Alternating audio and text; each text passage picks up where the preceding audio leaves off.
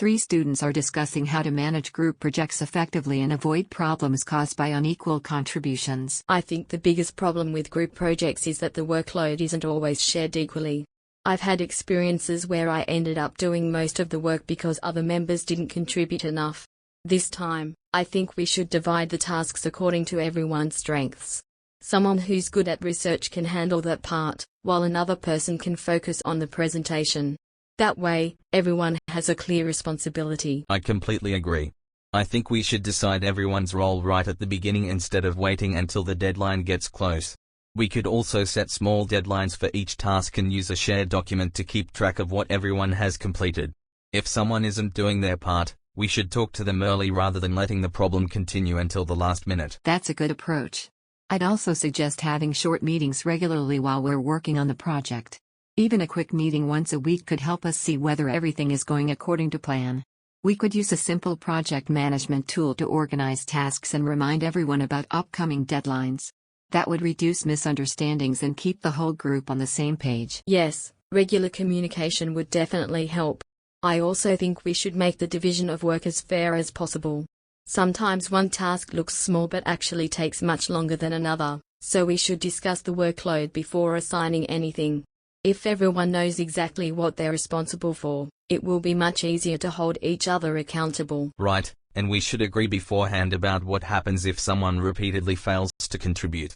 I don't want to create conflict, but ignoring the problem can put unfair pressure on the rest of the group. We could first speak to that person directly and find out if they're having any difficulties. If nothing changes, then it might be necessary to let the professor know.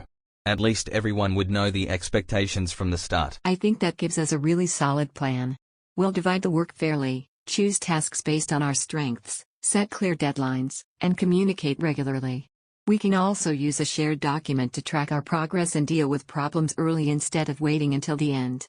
If everyone takes responsibility and keeps the group updated, the project should be much less stressful and much more successful.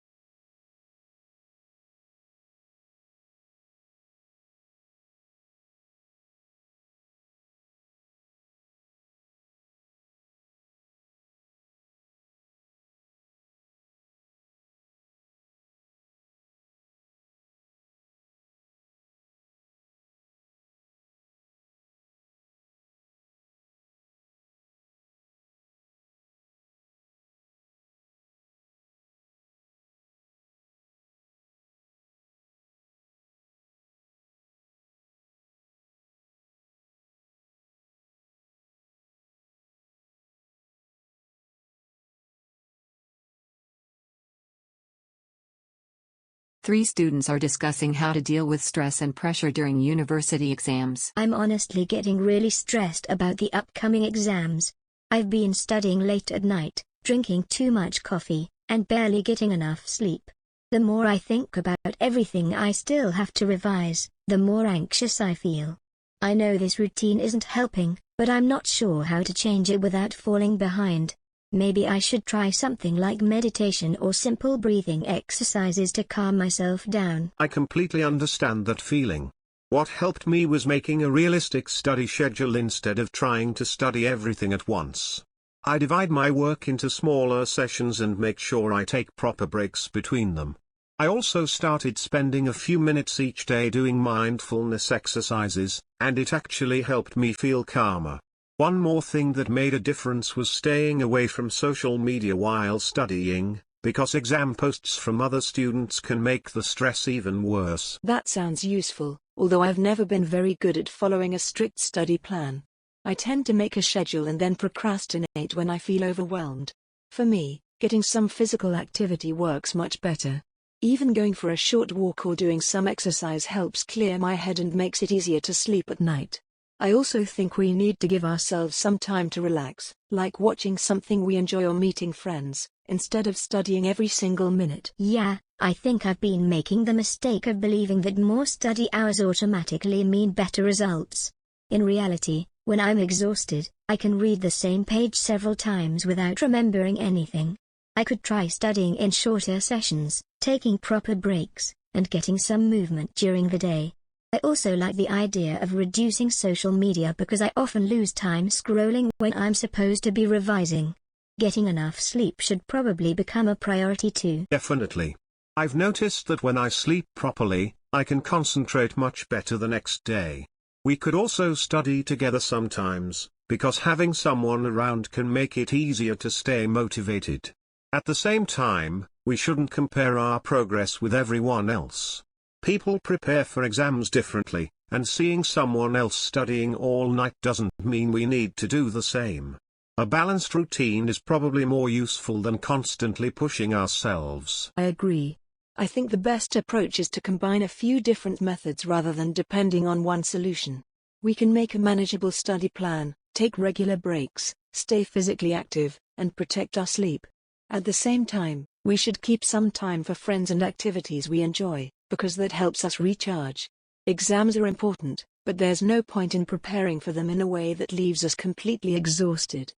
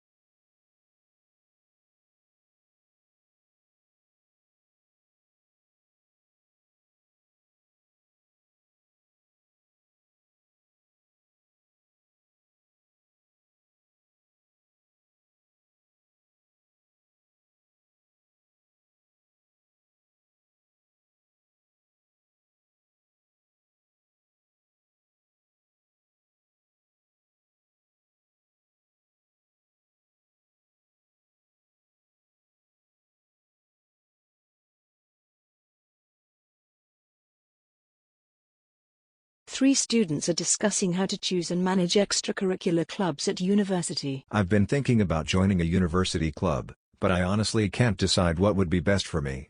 I'm interested in things like photography and drama because they sound fun, but I also wonder if I should choose something that could improve my CV. The problem is that I already have a lot of coursework and a part-time job, so I'm worried that joining too many activities could become stressful. I'd say you should start with something you genuinely enjoy. I joined the hiking club last year, and it was a great way to relax after studying and meet people from different courses. I don't think every activity has to directly improve your CV. Employers also appreciate students who have different interests and can manage their time well. Having something enjoyable outside academics can actually help you stay motivated. I agree with both of you, but I think there's a middle ground. For example, I joined the debate society because I enjoy discussions, but it also helps me develop public speaking and critical thinking skills. I usually keep one evening a week for club activities, so it doesn't interfere too much with my studies. Clubs can also be useful for meeting new people and building connections. That actually makes me feel better about it. Maybe I don't need to choose between something enjoyable and something useful. Photography could be a good starting point because I really like taking pictures, and I could also develop some creative skills along the way. I just don't want to join several clubs at once and then find myself unable to manage everything properly. Exactly, there's no need to do everything immediately. I'd recommend starting with just one club for this semester and seeing how it fits into your routine. If you find that you have enough time later, you can always join another one. The main thing is to make sure the activity gives you energy rather than making you feel exhausted or guilty about your studies. Yes, I think that's probably the most sensible approach. Start with one club, set aside a fixed amount of time for it, and make sure your academic work remains under control. Sarah, if photography is something you already enjoy, I'd definitely give that a try first. Once you're comfortable with your schedule, you can think about adding a more career-focused activity in a future semester.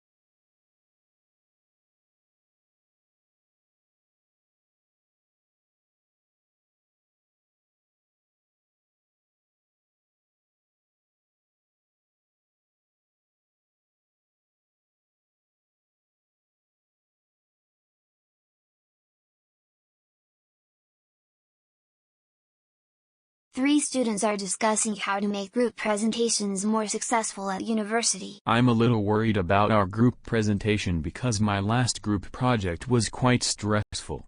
We had several disagreements about who should do which part, and in the end, some tasks were left until the last minute. I really don't want that to happen again. I think we should divide the work clearly from the beginning and have regular meetings to check our progress. Also, our slides should be more visual instead of being full of long paragraphs. I completely agree. I think the best way to avoid confusion is to give everyone a specific responsibility and set deadlines for each task.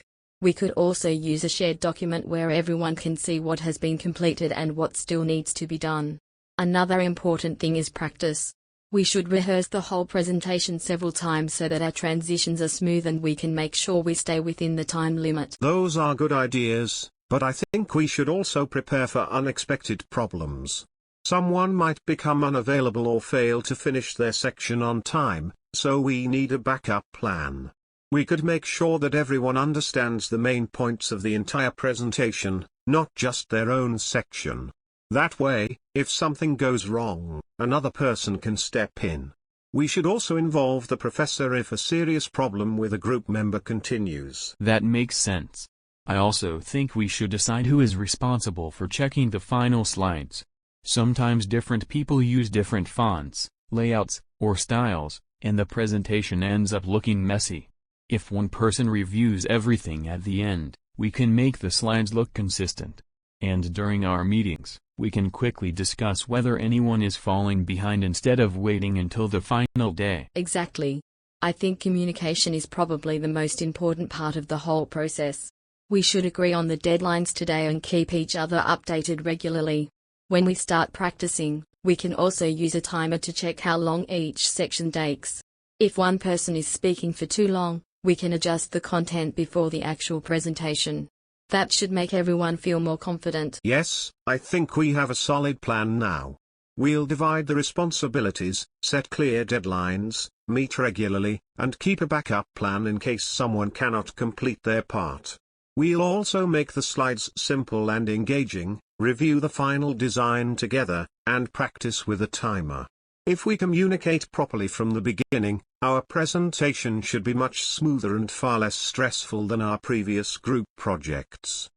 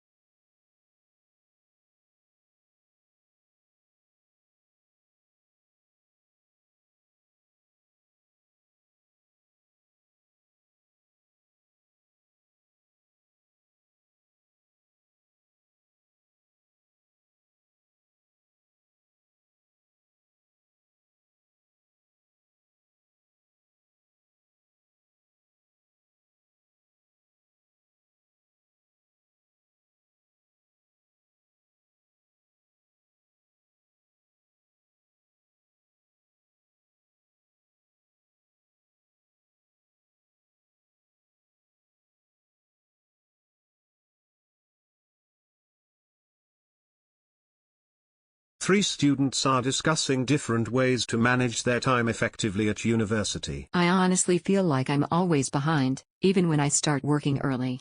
Between lectures, assignments, and my part-time job, there just never seems to be enough time. I've tried making long to-do lists, but they usually make me feel even more stressed. I'm thinking about using an app like Trello or Notion to organize everything. Maybe having smaller daily goals would make my workload feel more manageable. I know what you mean. I've found that planning specific blocks of time works much better for me. I put my lectures, study sessions, work, and even breaks into my calendar, so I know exactly what I should be doing. I use Google Calendar because it sends reminders and keeps everything synchronized across my devices. I also think scheduling breaks is important because working continuously just makes me tired and less productive. For me, the biggest difference comes from breaking large assignments into really small tasks. Instead of telling myself to finish an entire essay, I might decide to write 200 words or read one chapter that day. I actually prefer using a simple paper list because crossing things off gives me a sense of progress. At the same time, I make sure to leave some free time because studying every minute of the day isn't realistic. That sounds useful. I think my problem is that I try to finish everything at once, and then I get overwhelmed when I see how much work is left. I could probably combine your ideas by putting important deadlines into a calendar and then creating smaller tasks for each day. That way, I would know what needs to be done without constantly worrying about the whole semester. Exactly. And I wouldn't try to make the schedule perfect either. Some days are going to be busier than others, so we need to be flexible when something unexpected happens. The important thing is to have a clear plan that keeps us moving forward. If we miss one task, we can simply adjust the next day instead of giving up on the whole schedule. I completely agree. Good time management isn't about studying from morning until night. It's about using our time wisely and still leaving room to rest. If we set realistic goals, organize deadlines, and take proper breaks, we can stay productive without burning ourselves out. I think consistency is much more important than having a perfect timetable.